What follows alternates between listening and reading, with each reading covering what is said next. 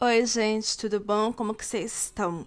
Hoje eu vou falar sobre o livro A Mãe da Mãe de Sua Mãe e Suas Filhas, escrito por Maria José Silveira. É, o título do livro é meio grande mesmo. E, na verdade, para resenhar esse livro, eu achei melhor separar em quatro partes, um vídeo para cada parte, porque são muitos personagens, muitos acontecimentos, e eu quero que todo mundo entenda essa história com bastante clareza. De forma bem geral, o livro narra a vida de várias gerações de mulheres da mesma família e são um pouco mais de 500 anos de muita história, de mulheres muito fortes, muito determinadas e cada uma delas tendo que lutar a sua própria batalha.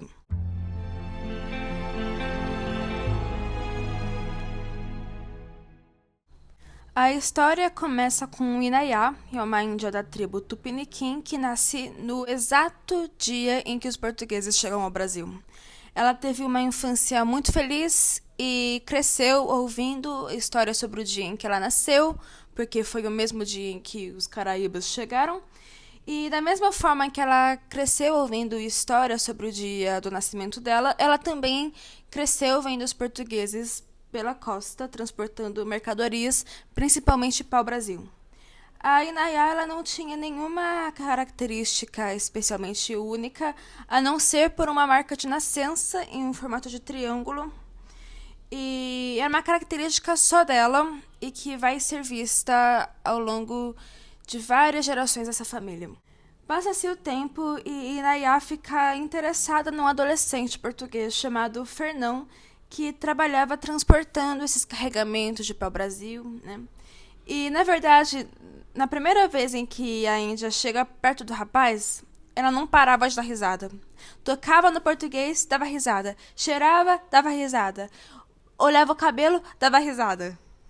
E o português gostou dela também. E algum tempo depois, por conta de algum incidente envolvendo a embarcação que o português trabalhava, Fernão foge para Cabo Frio e, por algum motivo, a Inayá resolve ir junto também. E lá os dois continuam muito próximos, eles se amam muito intensamente, se é que vocês me entendem. E pouco tempo depois, a Inayá tem uma filha que vai ser chamada de Tebereté.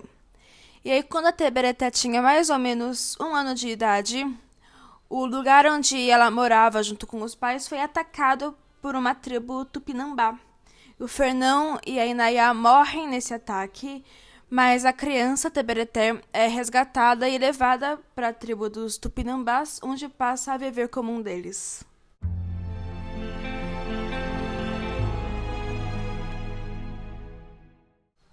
Quando a Tebereté estava entrando já na adolescência, o pai trouxe um prisioneiro branco para ser comido, e a Tebereté recebeu uma tarefa muito especial: garantir que a comida ficasse muito feliz e muito satisfeita durante seus últimos dias.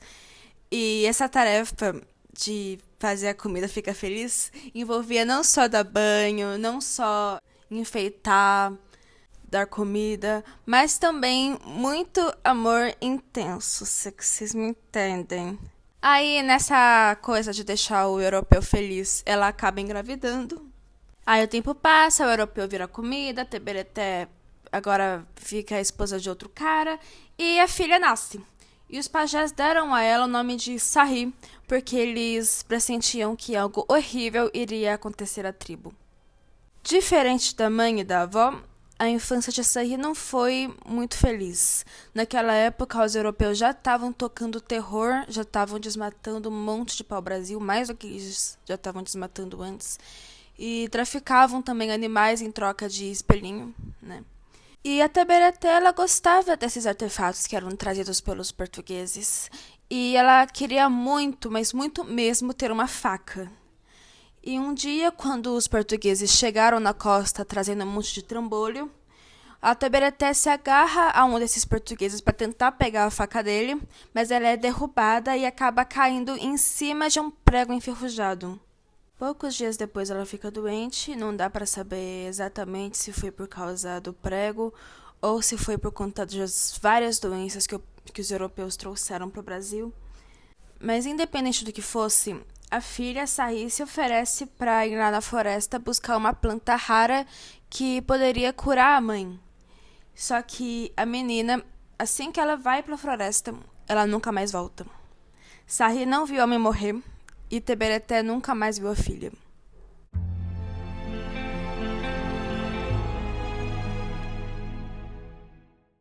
No dia em que a Sarri foi capturada, ela teve um sonho. Ela sonhava que era uma onça que aos poucos perdia sua vitalidade. E ela compreendeu, a partir desse sonho, que se ela não tivesse ido até a floresta para tentar pegar a planta e tentar salvar a mãe, ela não teria sido capturada. Desde então, a Sarri ela se tornou uma pessoa muito introspectiva e dedicou a sua vida à observação das coisas e à interpretação dos sonhos. A Sarri foi capturada por um espanhol que ficou rico traficando escravos indígenas e ela foi vendida para um português que era inclusive amigo desse espanhol. Mas a escolha dessa venda não foi nem um pouco aleatória. Uns dias antes, o espanhol percebeu que a Sarri lembrava muito a falecida esposa, que ele havia assassinado por suspeita de traição. E aí, vendendo a garota para o amigo português, o espanhol poderia ir na fazenda desse português sempre que ele quisesse, sempre que ele pudesse, para poder satisfazer seus desejos mórbidos, enquanto violentava uma moça que não tinha absolutamente nada a ver com a história.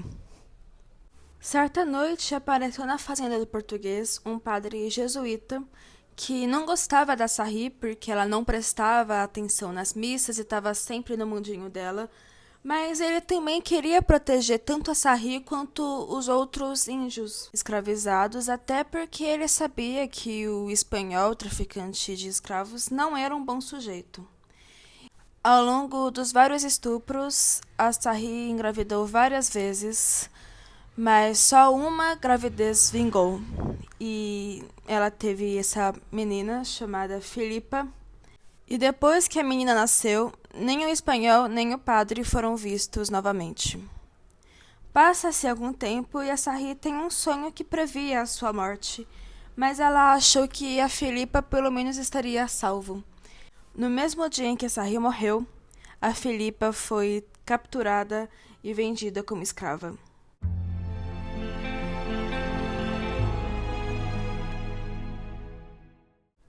Filipa trabalhou como escrava no engenho de açúcar em Pernambuco, mas desde o momento em que ela foi capturada, ela só pensava em uma coisa: fugir.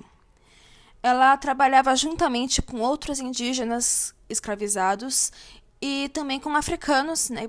Já que naquela época os primeiros carregamentos de escravos africanos estavam começando a chegar no Brasil. E um dia, vários anos depois de ter chegado no engenho, a Filipa se encontra por acaso com um escravo africano chamado Mbita, que procurava por um amuleto perdido. E aí os dois começaram a reparar um no outro, principalmente ali durante as horas de descanso, as poucas horas de descanso. E eles começaram a se gostar e começavam a falar de fuga sempre que surgia a oportunidade. Os dois queriam fugir. E estava quase tudo pronto para eles fugirem, para eles desertarem da vida de escravizados, quando a Filipa percebeu que já estava grávida de vários meses.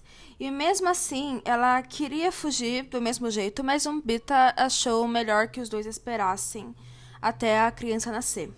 E quando Maria Mbita nasceu, ela tinha uma marca de nascença em formato de triângulo e era uma característica especial dela. Mas se a vida no engenho já era difícil, agora piorou. Por conta da árdua jornada de trabalho, Filipa e Mbita passaram vários dias sem se ver. Os escravizados que tentavam fugir eram pegos e açoitados. E a Filipa também começou a trabalhar como escrava na casa do senhor do engenho. E um dia ela tentou furtar uma caixinha e uma joia que pertenciam à esposa do senhor do engenho, mas ela acabou sendo pega e açoitada na frente dos outros escravos. Depois desse acontecimento, Filipa e Mbita decidiram que já era a hora. Eles pegaram a filha no colo e fugiram.